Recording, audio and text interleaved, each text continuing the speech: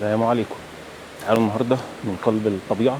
اول مره اعمل هايك لوحدي، مقلق شويه بس يعني ايه، خلينا نجرب. تعالوا بقى نتكلم عن موضوع يعني مقلق الصراحه ورخم هنا في كندا، هو موضوع النصب ومكالمات بقى النصب والرسائل وكل الكلام ده. اكبر نصبايا طبعا واكبر مشكله بتواجه الناس خصوصا الناس الجديده هو موضوع الضرايب.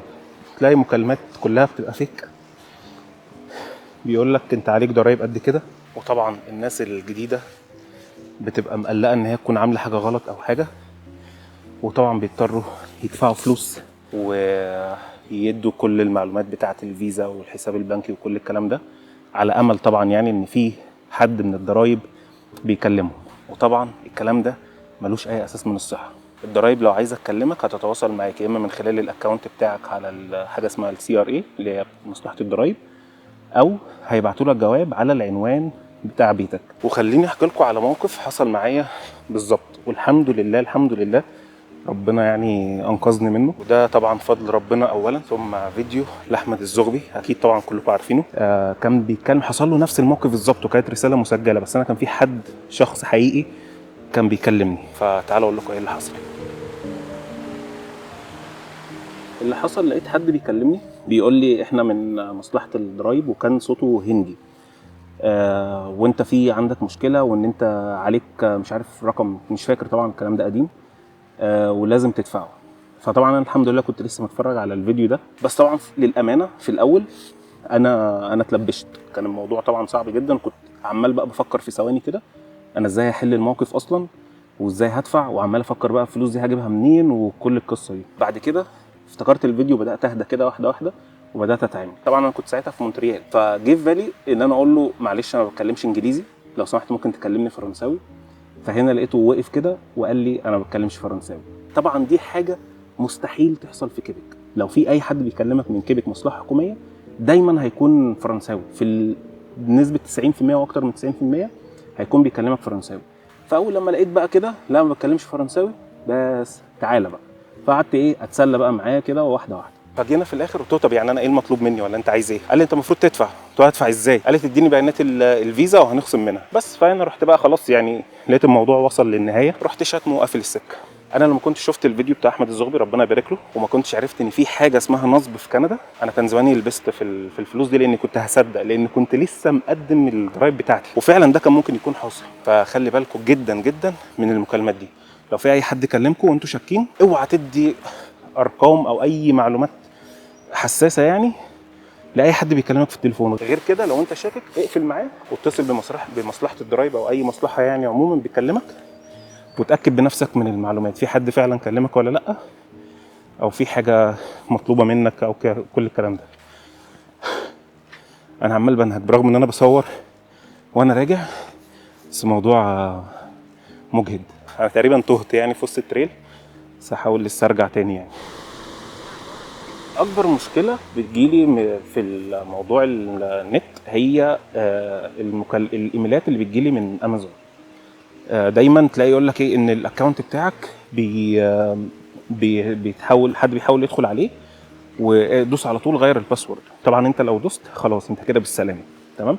الموضوع ده بيحصل كتير جدا جدا. طيب تعرف ازاي ان الايميل ده مضروب او مش مضروب؟ قبل ما تدوس على اي حاجه، لان هو بيبقى مبعوث باحترافيه جامده جدا، الموضوع بيتطور حرفيا. امشي ده امشي. طيب تعرف منين؟ تشوف السندر. تمام. انت مثلا جاي لك من امازون، تدوس على الحته اللي هي بتاعه السندر وتشوف هل فعلا الايميل ده @amazon.com ولا ده هتلاقي ارقام غريبه او اي ايميل. فطبعا لو في امازون برضو ما انصحكش انك انت تدوس على اي حاجه. خش امازون، كلم خدمه العملاء، اعرف كويس جدا هل هم بعتوا حاجه او لا. الكلام ده ما ينطبقش بس على امازون، ينطبق على اي حاجه، اي ايميل بيجي لك وبيطلب منك انك انت تدوس على حاجه او تغير باسورد او تعدل بياناتك او اي حاجه او كلام من ده. الحاجه التانية في موضوع المكالمات ده بتبقى مكالمات مسجله، ودي كتير جدا بتجيلي يعني المفروض من سيرفيس كندا يعني زي ما بيقولوا. وبيقول لي ان في نشاط مشبوه حصل على السوشيال انشورنس نمبر. اول مره جالي مكالمه زي دي انا بصراحه برضو اتلبشت، برغم ان انا عارف ان كلها بتبقى حاجات فيك اصلا، بس برضو ايه اتهزيت شويه كده. عاده لو جالك مكالمات زي دي اقفل على طول، ولو انت شاكك عايز تتاكد اتصل بسيرفيس كندا واعرف كويس هل في حاجه جات لك ولا لا، هل مطلوب منك حاجه تعملها ولا لا، وهكذا. اخر حاجه في السكه دي هي المكالمات اللي بتجيلك من شركات شحن مثلا زي اسمها اي دي اتش ال، او في شركه تانية اسمها هنا بروليتور، او اي شركه شحن عموما يعني. بيقول لك انك انت في شحنه ومفروض مش عارف تعمل ايه وتتصل برقم كام وكل الكلام ده. اي مكالمات تجيلك من النوع ده اقفل على طول، ما تقلقش.